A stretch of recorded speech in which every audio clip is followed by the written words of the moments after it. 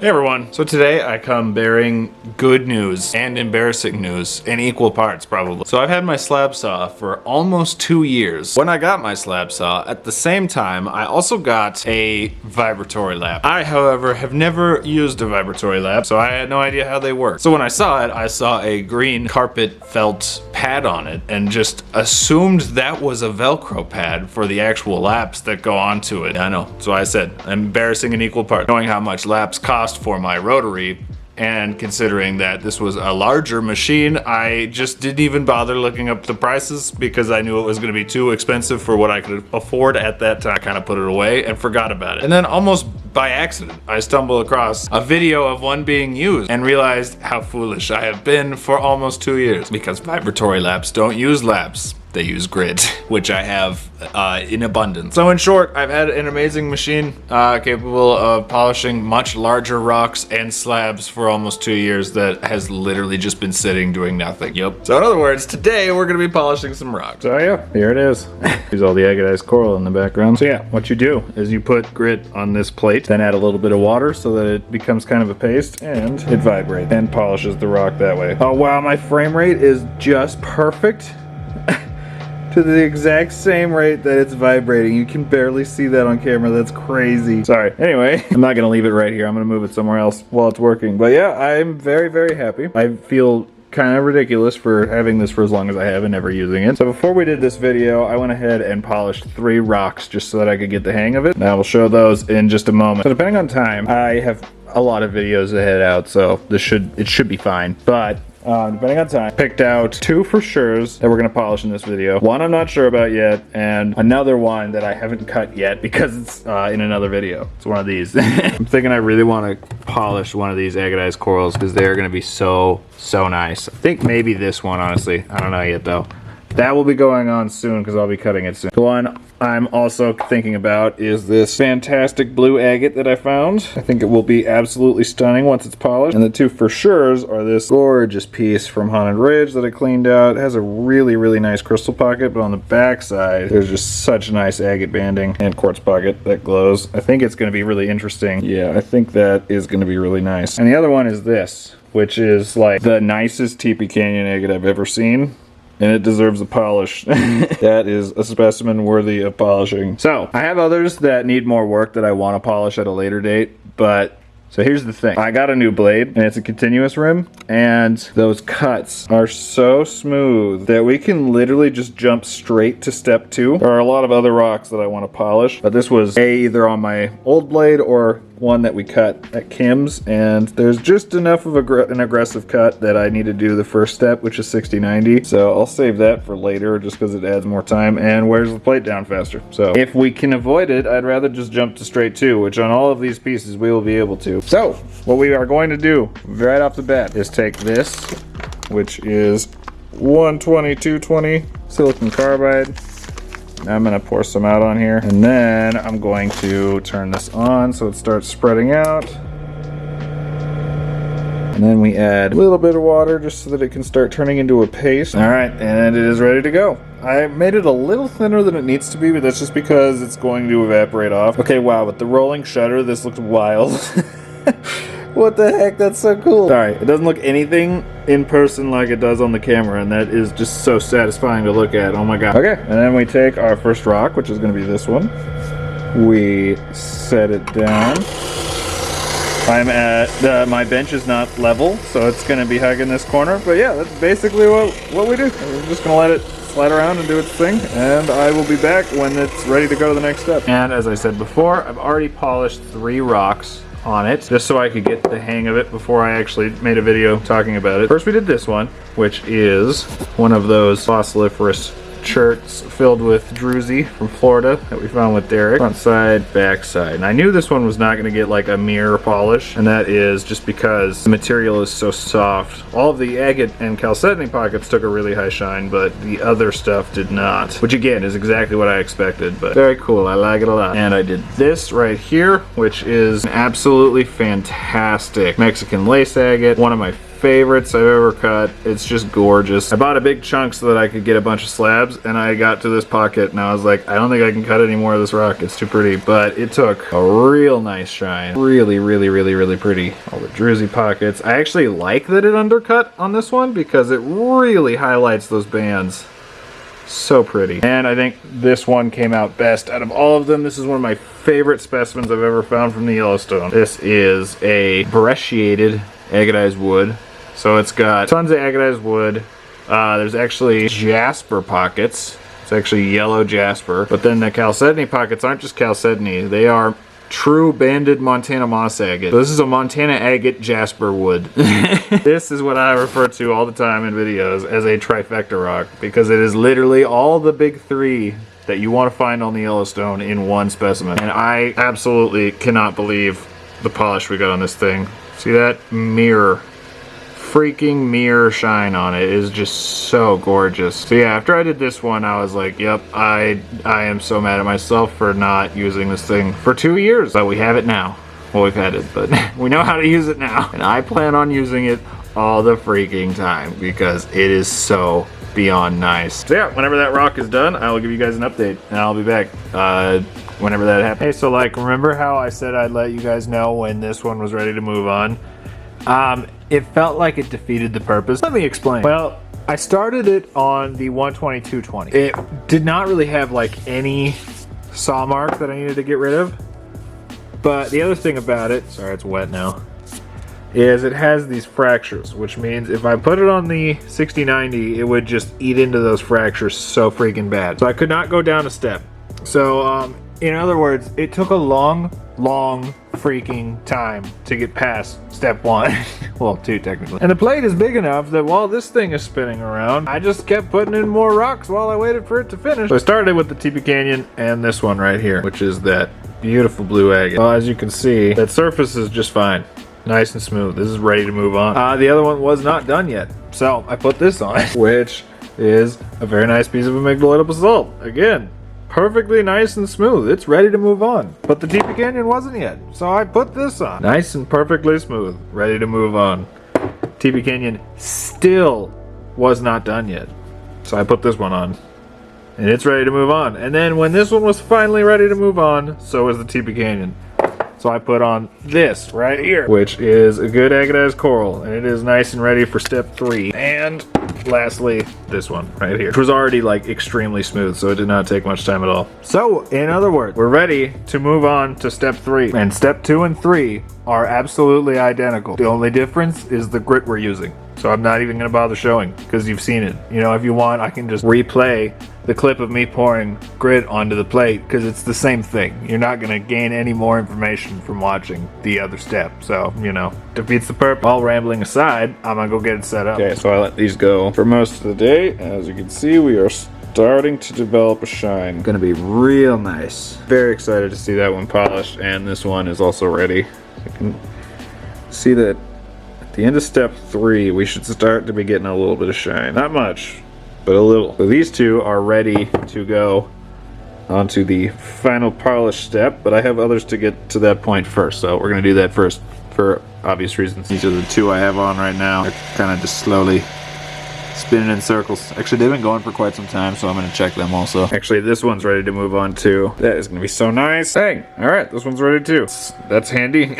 Like the really nice thing. First step, whichever first step you do, I jump straight to step 2 because my saw cuts really clean. But whatever your first step is gonna take considerably longer than all the other ones just because it has the most work to do to level everything off. After that, it goes pretty quick, honestly. Okay, so this one is done with step 2. You can see there's no shine whatsoever. You can kind of see the face nicely, but yeah, there's very little. It's good, it's just not quite as good as, say, this, where it's nice and level and we're starting to get that shine to show up. Yeah, I'm gonna do this one next, and I think the other Haunted Ridge agate. Alright, so I just noticed that I took this one out of step 2 too soon. It was not ready for step 3. Starting to get a nice shine, but there's a patch right here that I missed. So I'm taking this one out of the running because it needs to go back a step, which means let's put this one in because this one is ready to go. This one's nice and level. It's fresh from step 2, which is the 12220, so it is ready to go. All right, and that little coral is done and ready to move on. So we are just waiting on the big coral and we can start on our polish step. Alrighty,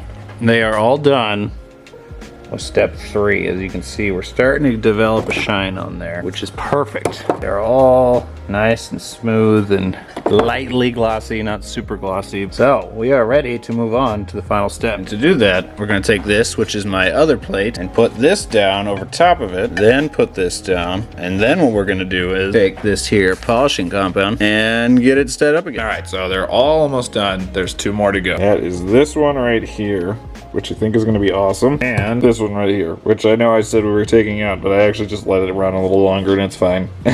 So I think I'm going to start with this one. So let's load it up. All right, last one is going. I have no idea how long it's going to take. I'm probably going to give it extra time though. I'm about to leave. It's the evening, so I'll probably just let it run until I get here tomorrow morning, and we'll see what we get, and then we can get close-ups on all of them. I'm so happy I have this thing. Seriously, this is like one of the most easy ways to polish rocks, and oh my gosh, I love it so much. These things are so worth it. I don't know, it's just like the slab saw. Having a tool that can run while I'm doing other stuff is like the best thing ever. Oh my gosh. All right, well, anyway, I'll be back whenever this is done. All right, they're all finished. So, let's start taking a look at them. There wasn't more like recording the process. It's kind of repetitively self-explanatory. First plate, wash it clean, put on grit, add water, wait, rinse and repeat. All right, so we'll start with this one. And it came out really freaking well. Chert took a lighter polish than the agate, but man, that agate took a great polish. Look at that. Yeah, you can kind of see how it's a little more dull on the chert, but man, the agate is just